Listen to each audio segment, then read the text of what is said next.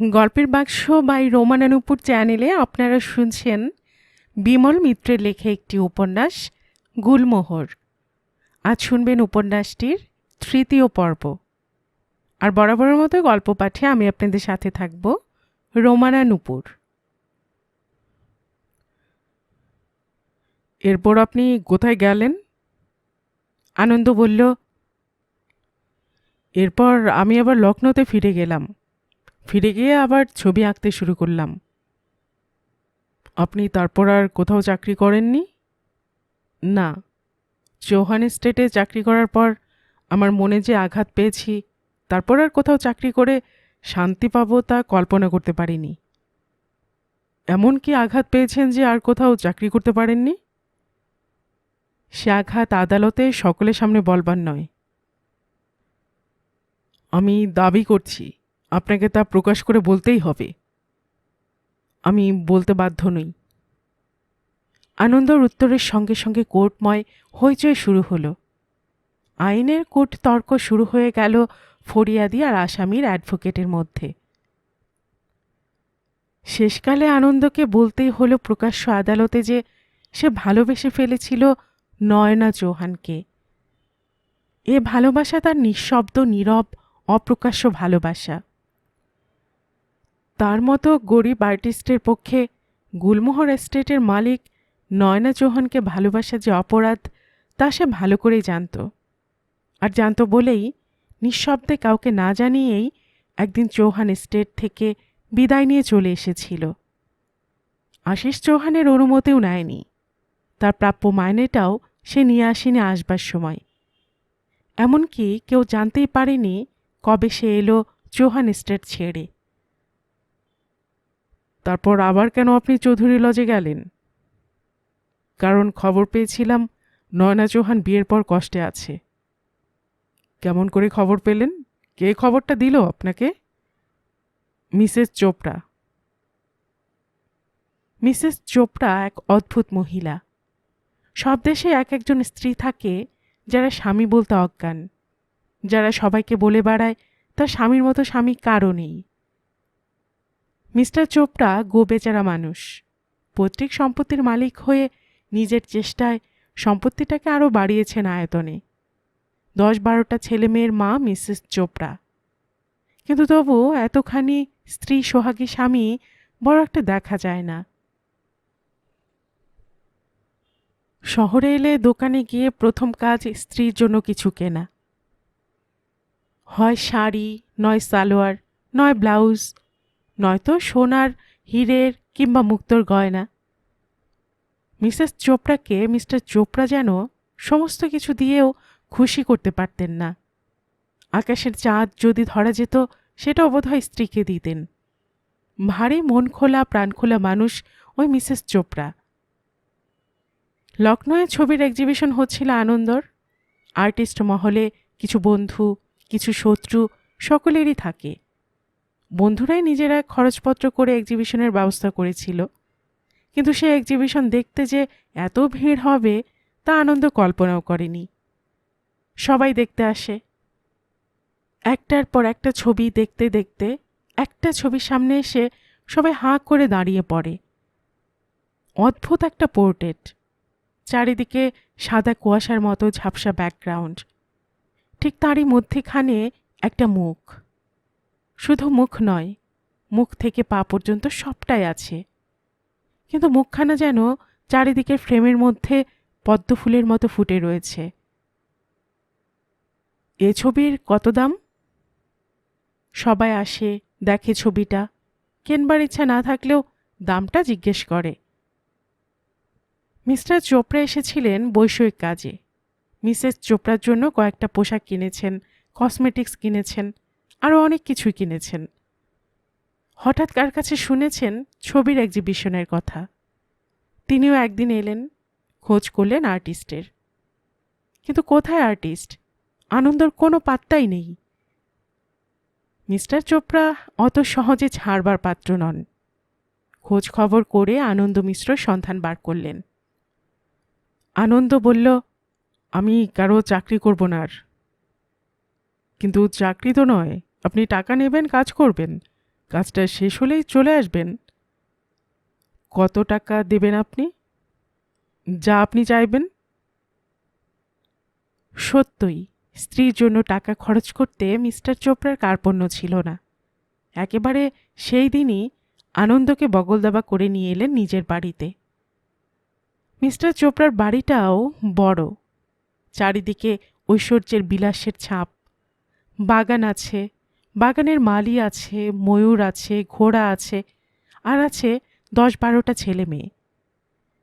কিন্তু অতগুলো ছেলে মেয়ের মা হয়েও যেন আদুরি মিসেস চোপড়া। আনন্দকে দেখেই বলল, ভালো করে আঁকতে পারবেন আমার ছবি? আনন্দ বলল, পারব। মিসেস চোপড়া বলল, আপনি যেন ভাববেন না আমি বুড়ি হয়ে গিয়েছি। 10-12টা ছেলে মেয়ের মা হয়েছি বলে ভাববেন না যেন আমি বুড়ি। বেশ ভালো করে আমাকে আঁকতে হবে কিন্তু। তারপর আর্টিস্টের দিকে ফিরে আবার বলল, পারবেন তো আঁকতে? মিসেস চোপড়ার বয়স হলেও যেন ছোট খুকি। দিন রাত সেজেগুজে থাকে।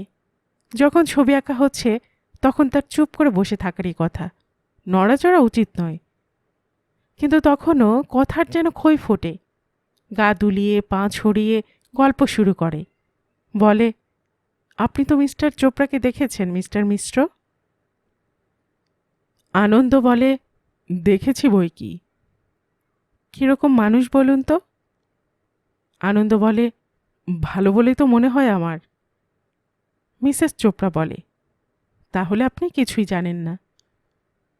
আনন্দ যেন নিজেকে অপরাধী মনে করে। বলে, না না, আমি তো খারাপ বলিনি ওকে, উনি তো খুব ভালো লোক।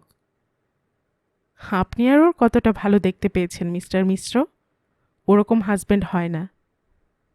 আনন্দ বলে, তা তো দেখতেই পাচ্ছি। না না, মিস্টার চোপড়া যে কত ভালো হাজবেন্ড তা কেউ দেখতেই পায় না। জানেন আমায় কত ভালোবাসেন। এই সময়ই আনন্দ বড় মুশকিলে পড়ে। বলে, তা হবে, আপনি নিজে যখন বলছেন।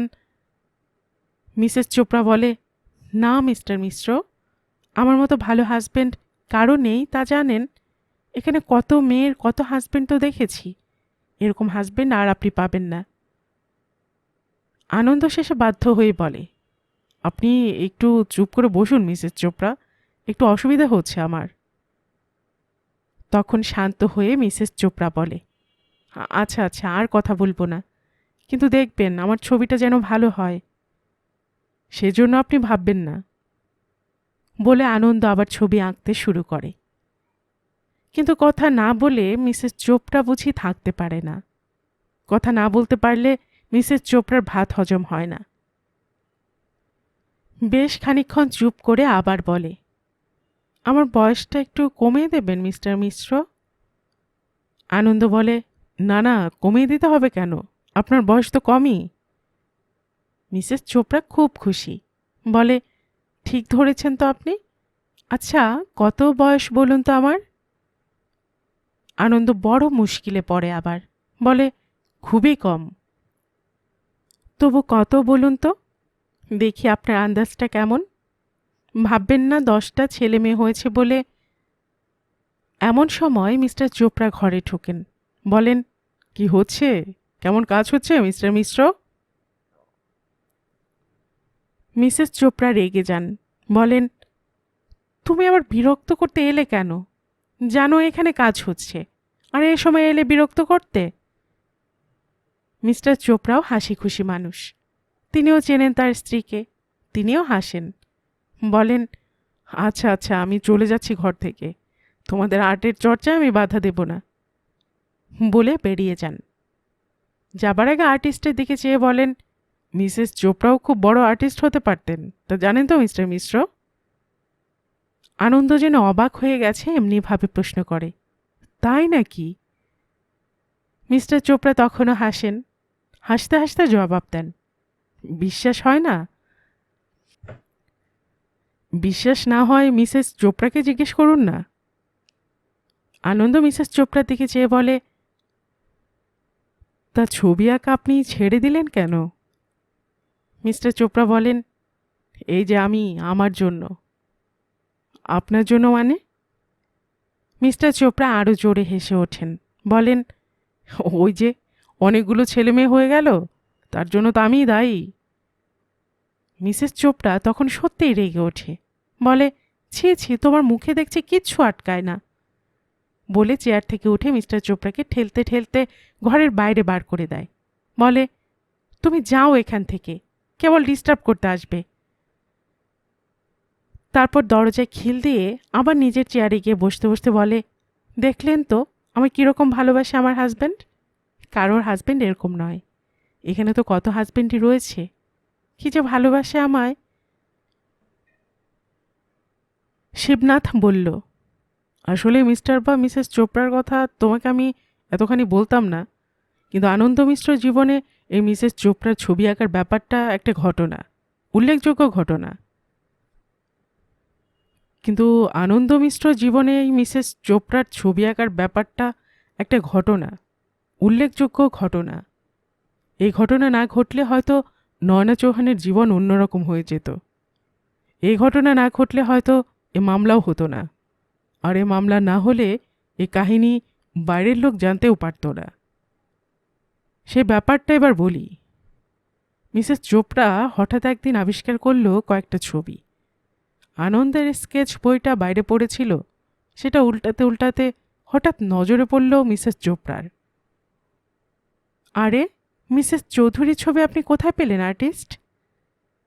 মিসেস চোপড়া অবাক হয়ে গেছে ছবিগুলো দেখে। একটা নয়, দুটো নয়, অনেকগুলো।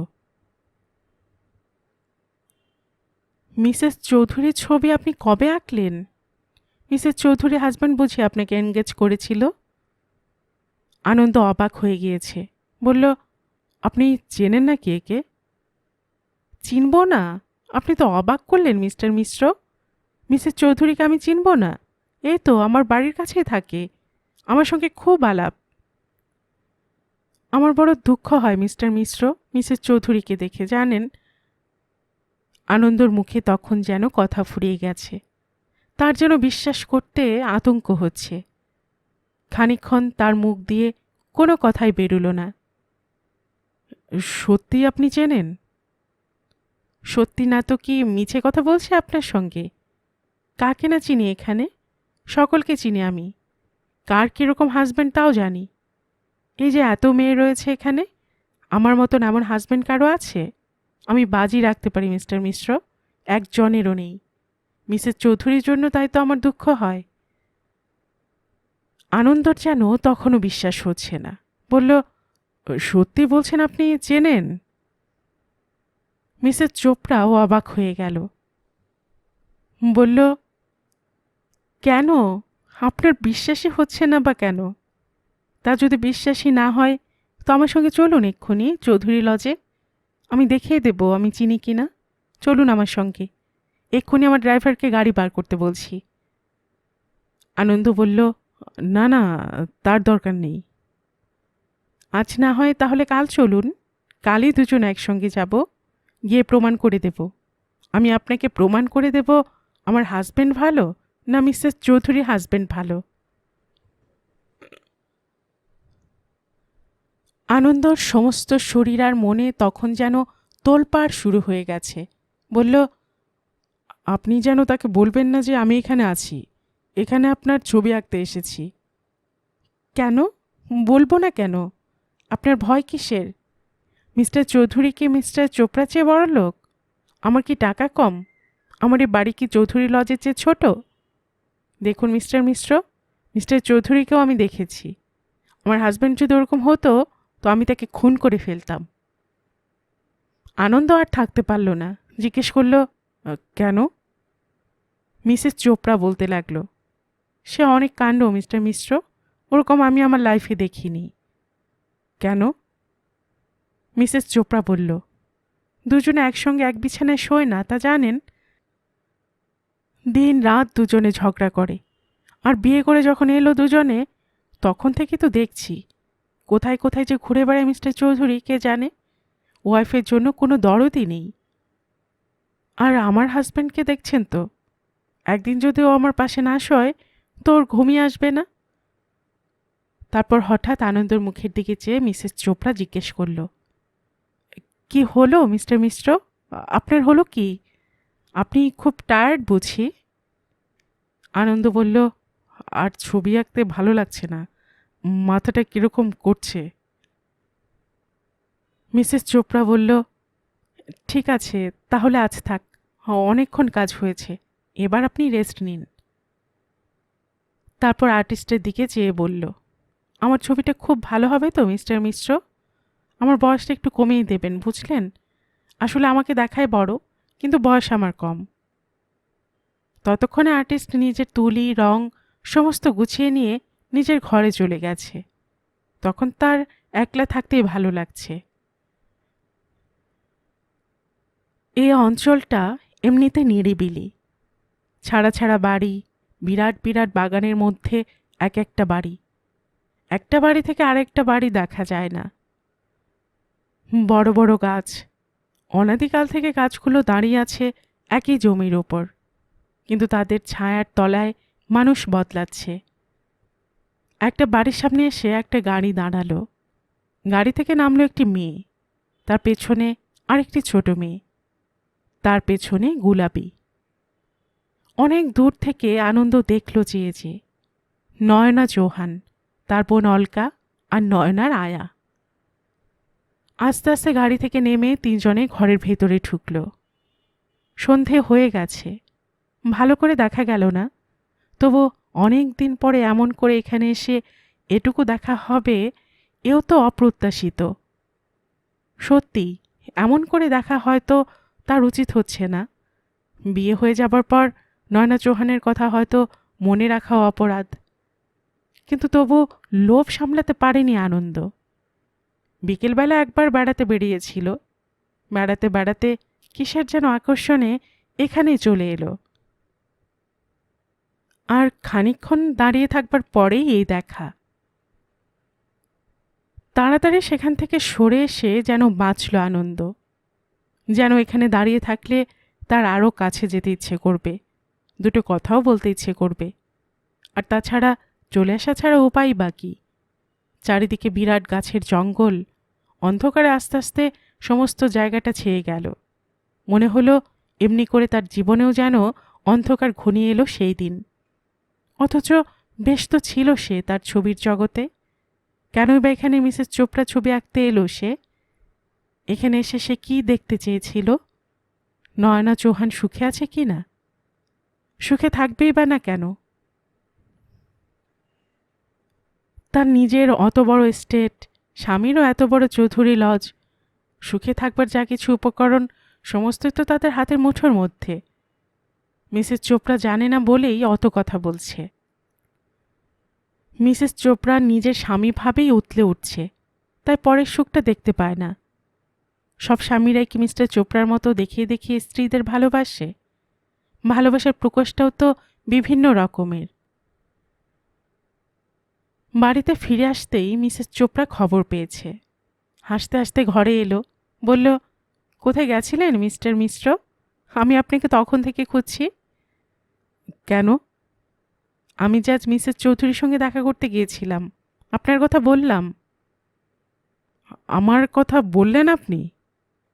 কেন বলবো না, 1000বার বলবো। আমি মিসেস চৌধুরীকে বললাম, আপনি যে আর্টিস্টকে দিয়ে আপনার পোর্ট্রেট করিয়েছেন, আমি সেই আর্টিস্টকে দিয়ে আমার পোর্ট্রেট করাচ্ছি।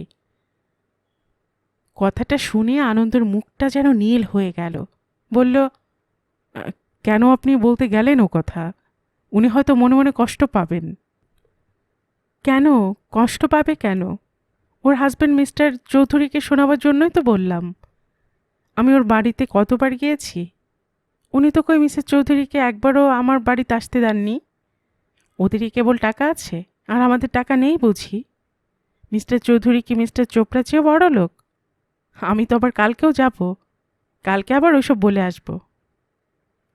কিন্তু আপনি কি মিসেস চৌধুরীকে বলেছেন যে আমার স্কেচ বইতে তার ছবি দেখছেন? হ্যাঁ, আমি ছাড়িনি, আমি সব বলে এসেছি। কথাটা শুনে আনন্দ মুষড়ে পড়ল আরও। জিজ্ঞেস করল, সেখানে কে কে ছিল? মিসেস চোপড়া বলল, সেখানে সবাই ছিল। মিসেস চৌধুরী ছিল, মিস্টার চৌধুরী ছিল, মিসেস চৌধুরীর ছোট বোন অলকা চৌহানও ছিল, মিসেস চৌধুরীর আয়া গুলাবিও ছিল। আনন্দ আর কোনো কথা বলতে পারল না, যেন ক্ষীণ একটা প্রতিবাদের ভাষাও মুখ দিয়ে বার করবার ক্ষমতাও রইল না তার।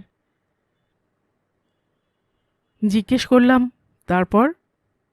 শিবনাথ বলল, আসলে গুলাবির সাক্ষীতেও প্রমাণ হলো যে মিসেস চোপড়া সত্যি এসেছিল মিসেস চৌধুরীর কাছে। মানে মানুষ নিজের ঐশ্বর্য না দেখাতে পারলে তো তৃপ্তি পায় না। বাড়ি গাড়ি সম্পত্তি কি শুধু নিজের ভোগ করবার জন্য? লোকে দেখাতে না পারলে ওই সম্পত্তিই তো মিথ্যে। কিন্তু মিসেস চোপড়া জানতেও পারল না কত বড় ক্ষতি করে গেল সেদিন মিসেস চৌধুরীর। কেন ক্ষতি করলো কেন? শিবনাথ বলল, সেই কথাই তো বলবো এবার তোমাকে। তা সত্যিই ক্ষতি করবার যেটুকু বাকি ছিল নয়না চৌহানের, সেটুকু সেদিন মিসেস চোপড়াই করে গেল। বুলবুল চৌধুরী নামটার মধ্যে যেন কোথায় একটা দুষ্টুমি লুকিয়েছিল। যেদিন প্রথম চৌহান এস্টেটে এসেছিল আনন্দ, সেদিনই জানতে পেরেছিল কোথায় যেন একটা অন্যায় ওত পেতে লুকিয়ে আছে নয়না চৌহানের জীবনে। সে অন্যায়টা এমনিতে বাড়ি থেকে দেখা যাবার মতো নয়। বেশ অমায়িক মিষ্টি ভদ্র মুখরোচক চেহারার মানুষ বুলবুল চৌধুরী। তাকে দেখে আনন্দর তেমন কিছু সন্দেহ হয়নি, তাই আনন্দ বুঝতে পারেনি কোন দিক দিয়ে অন্যায়টা এসে ঢুকবে। কিন্তু যখন সে অন্যায়ের প্রতিরোধ করার অধিকার তার নেই, তখন সরে আসা ছাড়া আর কোনো গতিই ছিল না তার। বুলবুল চৌধুরী এমনই মানুষ যে তাকে দেখে তার সঙ্গে মিশে তার আসল চেহারার পরিচয় পাওয়া শক্ত। নয়না চৌহানও তার আসল স্বরূপটা প্রথমে বুঝতে পারেনি। বিয়ের প্রথম রাতে শুধু একটা সন্দেহ হয়েছিল, বুলবুল চৌধুরীর মুখের চেহারায় যেন কেমন অন্য মনস্কতা আলতোভাবে ঝুলছিল। রাত তখন 12টা। কাঠগুদামের চৌধুরী লজে নয়নার সেই প্রথম রাত। নয়নার মুখের দিকে বারবার চাইছিল বুলবুল চৌধুরী। কেন যে দেখছিল তা বুঝতে পারেনি নয়না প্রথমে, কিন্তু খানিক পরে মনে হলো মুখের দিকে চাইছে না তার স্বামী, চাইছে তার গলার হারটার দিকে। শেষকালে হঠাৎ হারটার দিকে হাত বাড়াতেই নয়না চৌহান কেমন চমকে উঠেছিল। অত চমকে উঠলে কেন? নয়না চৌহান বলল, না চমকাইনি তো। বুলবুল চৌধুরী বলল, ও আমি ভাবলাম তুমি চমকে উঠলে। তোমার হারটা আমি দেখছিলাম, এটা কি আসল ডায়মন্ড? নয়না চৌহান বলল, তা জানি না। জানো না মানে? এটা আমার মায়ের গলার হার, বাবা কিনে দিয়েছিলেন। ও, কত দামের? তা জানি না। প্রথম রাতে এ প্রশ্ন, এ প্রসঙ্গে এ আলোচনাটাই অস্বাভাবিক, কিন্তু বেশিক্ষণ আর আলোচনা করবার অবকাশ হয়নি। সেই মাঝ রাতেই চৌধুরী লজের বেডরুমের দরজায় কে যেন ঘা দিয়েছিল। সে শব্দেই বুলবুল চৌধুরী বাইরে গিয়ে আবার ফিরে এসে বলেছিল, আমি এক্ষুনি একবার আসছি, তুমি শুয়ে থাকো। কোথায় যাচ্ছ? সে কথার জবাব না দিয়ে বুলবুল চৌধুরী বলেছিল, তুমি ভেবো না, আমি এক্ষুনি ফিরে আসছি। বলে সেই যে চলে গিয়েছিল বুলবুল চৌধুরী, তারপর 3 দিন আর তার চেহারায় দেখা যায়নি। ব্যাপারটা কেমন অস্বাভাবিক লেগেছিল নয়নার। কম বয়সী না হলে সব মেয়েরই বিয়ের রাত সম্বন্ধে একটা কল্পনা থাকে। সেই কল্পনা তার সেই রাত্রেই ভেঙে চুরে গুঁড়ো হয়ে গিয়েছিল। সমস্ত রাত তার ঘুম হয়নি সেদিন। এ নয় যে বুলবুল চৌধুরী স্বামী হিসেবে তার কাম্য ছিল, কিন্তু অবহেলা, সে যেন প্রথম উপেক্ষা পেলে একজন পুরুষের কাছ থেকে। এ অপমান যার কাছ থেকেই হোক যেন অমার্জনীয়। ছোটবেলা থেকে বিলাসে ঐশ্বর্যে এতদিন মানুষ হয়ে এসে হঠাৎ যেন প্রথম পরাজয় হলো তার, যেন তাকে পদাঘাত করল কেউ। এর চেয়ে সত্যিই শারীরিক পদাঘাত পেলে এতখানি বাঁচত না তার মনে। কিন্তু কার কাছে অভিযোগ করবে সে? অলকা ছোট, সে এতখানি বুঝবে না, বুঝবার বয়স তার হয়নি এখনো। কিন্তু আর কাউকে না পেয়ে লজ্জা শরমের মাথা খেয়ে গুলাপিকে জিজ্ঞাসা করে বসল। জিজ্ঞেস করতে একটু লজ্জা হচ্ছিল বটে, কিন্তু তবু না জিজ্ঞেস করে পারল না। নয়না জিজ্ঞেস করল, ও কোথায় গেছে তুই জানিস গুলাবি? গুলাবি বলল, জানি দিদিমণি। কোথায় রে? চৌধুরী এস্টেটের একটা কুলির বউ মারা গেছে, সেই খবর পেয়ে গেছে সেখানে চৌধুরী সাহেব। কিরকম অদ্ভুত লাগলো নয়নার। যার যত বিপদই থাক তা বলে ঠিক বিয়ের রাত্রে চলে যাবে? এ কেমন পরোপকার। গুলাবি বলল, না দিদিমণি, চৌধুরী খুব ইমানদার আদমি। তুই কি করে জানলি? সবাই যে বললে। 3 দিন মানুষটা এলো না। 3 দিন বুলবুল চৌধুরীর খোঁজ পেল না কেউ। তবু কারো মনে কোনো সন্দেহ হলো না, যেন চৌধুরী সাহেবের এইটাই রীতি। আর তাছাড়া কে বা আছে সন্দেহ করবার, কে বা আছে ভাববার? ধর্মেন্দ্র চৌধুরীর এক ছেলে বুলবুল চৌধুরী। সেই ছেলে এতকাল ইন্ডিয়ার বাইরে কাটিয়েছে। বাড়ির পুরনো ঝি চাকর কেউই নেই। যখন বাইরে থেকে বুলবুল চৌধুরী ইন্ডিয়ায় ফিরে এলো, তখন এ বাড়ি এমন ছিল না। বাড়ি জানলা দরজা ইট কাঠ সবই ভেঙে পড়ছিল। বাগানটা বন জঙ্গল হয়ে গিয়েছিল। সেই ছেলে আবার সব মেরামত করালো। আবার লজ তৈরি হলো, আবার বাগান তৈরি হলো। সে বাগানে আবার ফুল ফুটল। বাড়ির ভেতরে সাজ পোশাক সব নতুন হয়ে উঠল। লোকে দেখে বলল, ধর্মেন্দ্র চৌধুরীর বাহাদুর ছেলে বটে। পুরনো চাকরঝিদের মধ্যে কেউই ছিল না, ছিল শুধু একজন বুড়ি, জানকীর মা। জানকীর মার চোখে তখন ছানি পড়েছে। কাজ করবার ক্ষমতা আর তখন ছিল না তার। জানকীর মা বলতো, ওই চৌধুরী সাহেব ছিল বলেই তো এখনো বেঁচে আছি মা, দুটো খেতে পাচ্ছি। এককালে বোধহয় রূপসে ছিল জানকীর মা। তখনও হাতের পায়ের চেহারা দেখলে বোঝা যেত হাড়গুলো ছিল মোটা মোটা, গায়ের চামড়া এখন ঢিলে হয়ে এসেছে। জানকীর মার পুরনো কথাও সব মনে আছে।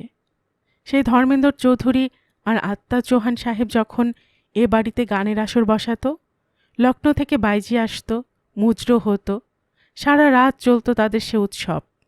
সেসব দিনের কথা বলতে বলতে বুড়ির ছানি পড়া চোখ যেন ঠিকরে পড়তে চাইত। জানকীর মা বলতো, আমার মেয়েও তো ঠিক তোমার মতো তো দেখতে মা। অলকা বলতো, তোমার মেয়েকে দেখে আমি একবার অজ্ঞান হয়ে পড়েছিলাম, তা জানো তুমি?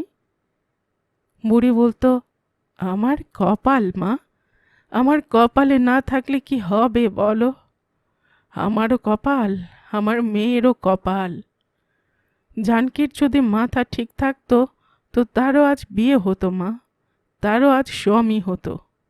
চৌধুরী সাহেবের মতো রাজপুত্রের সঙ্গে তার বিয়ে দিতাম আমি। অলকা জিজ্ঞেস করল, তা তোমার মেয়ে আমার দিদির মতো দেখতে হলো কেমন করে গো?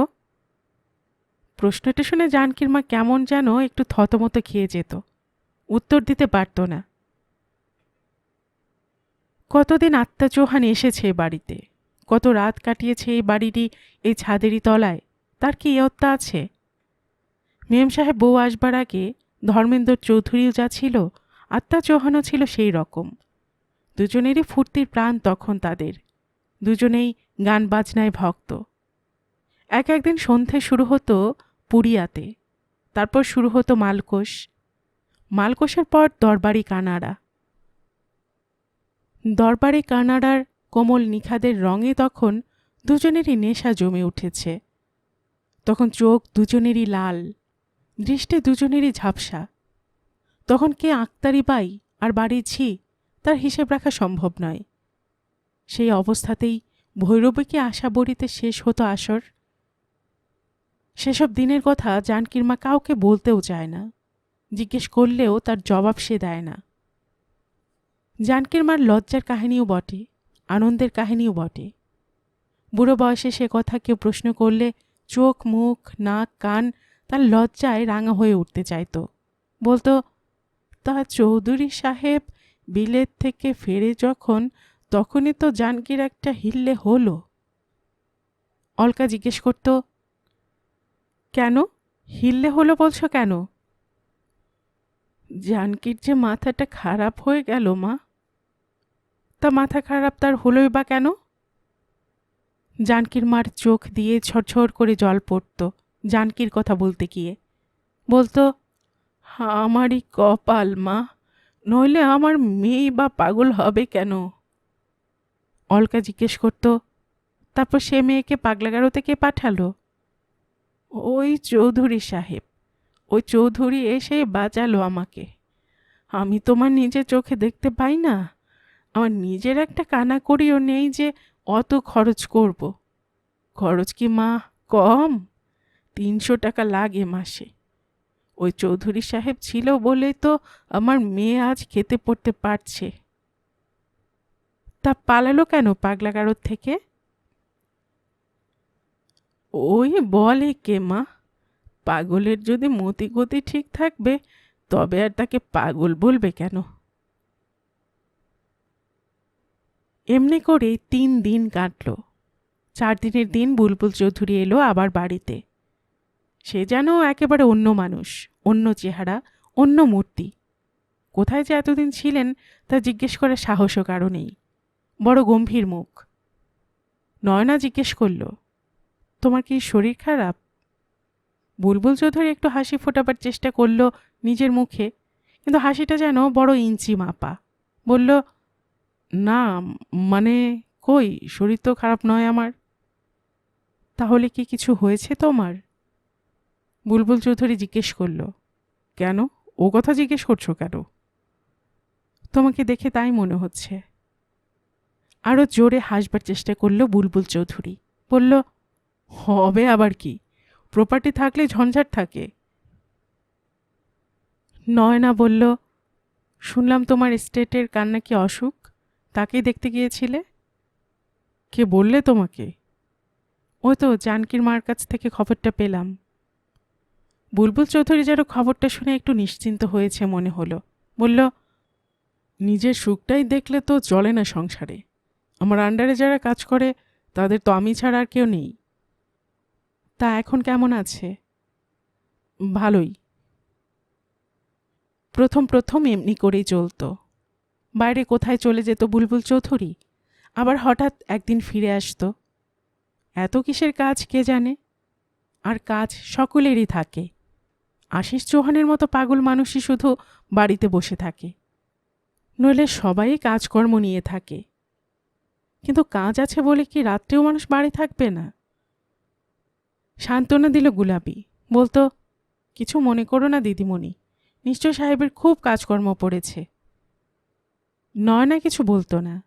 আয়ের সঙ্গে এত কথা বলা শোভনও নয়, সঙ্গত নয়। তবু গায়ে পড়ে গুলাবি এসে বোঝাতো নয়নাকে। বলতো, তোমার স্বামী দেবতার মতো দিদিমণি, অমন স্বামী কারোর হয় না। নয়না রেগে যেত। তা তুই অত কথা বলছিস কেন? আমি কি তোকে জিজ্ঞেস করেছি কিছু? গুলাবি এরপর চুপ করে যেত, আর কথা বলতো না। কিন্তু অলকার সামনে আর নিজেকে সামলাতে পারত না। ছোট মেয়ে অলকা, দুঃসম্পর্কে মাসতুতো বোন। ছোটবেলা থেকে বাপ মা নেই তার। সেই তখন থেকেই অলকাকে নিজের কাছে এনে রেখেছিল নয়না। চৌহান এস্টেটের অত বড় বাড়ির মধ্যে অলকাও না থাকলে নয়না বোধ হয় পাগল হয়ে যেত এই জানকীর মতো। সে অলকাও যেন এই চৌধুরী লজে এসে অন্যরকম হয়ে গেছে। অথচ দিদিকে ছেড়ে তার চলে যাওয়ার উপায়ও নেই। কোথায় বা সে যাবে? আর অলকা যদি চলে যায় তাহলে কেমন করে এখানে থাকবে সে, এই নির্বান্ধব পুরীতে? অলকায় দিদির কাছে শুতো, দিদির কাছে থাকতো সারাক্ষণ। দিদির মুখের দিকে চেয়ে চুপ করে থাকতো, কিছু বলতো না। নয়না জিজ্ঞেস করত, কিরে, কিছু বলবি? অলকা কিছু বলতে সাহস করতো না প্রথম প্রথম, কিন্তু তারপর যখন আর সহ্য করতে পারত না তখন বলতো, দিদি, আমার ভয় করছে। নয়নারও ভয় করত। বলতো, কেন রে, তোর ভয় করছে কেন? কি জানি দিদি, বড্ড ভয় করে আমার। ভয় কি, আমি তো আছি। না দিদি, তোমার জন্যই তো ভয় করে আমার। আমার জন্য? ধুর বোকা, আমার কি হয়েছে? আমার তো কিছু হয়নি। অলকা বলতো, না দিদি, তুমি মনে করো না আমি কিছু বুঝি না, আমি সব বুঝতে পারি। তোমার চেহারা তাহলে কেন অত খারাপ হয়ে যাচ্ছে? তোমার চোখের কোণে কেন কালি পড়ে যাচ্ছে? তুমি রোগা হয়ে যাচ্ছ কেন? নয়না আর থাকতে পারতো না তখন।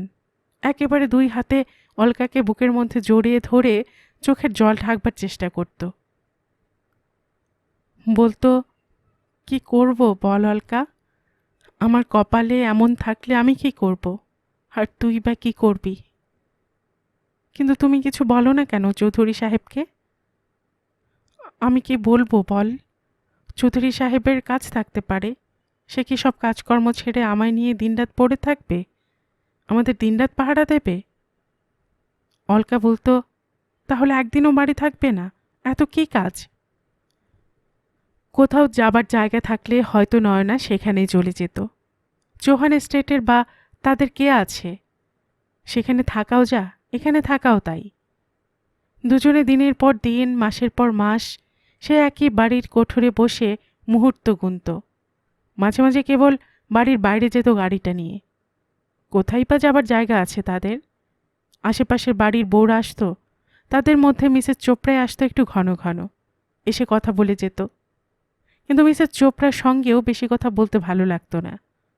অলকা বলতো, ও বউটা যেন কেমন না দিদি? কেন? তোমাকে তো কেবল ওর গয়না দেখাতে আসে, আমি সব বুঝতে পারি। সত্যি মিসেস চোপড়া আসে আর এসেই শুরু করে নিজের ঐশ্বর্যের কাহিনী।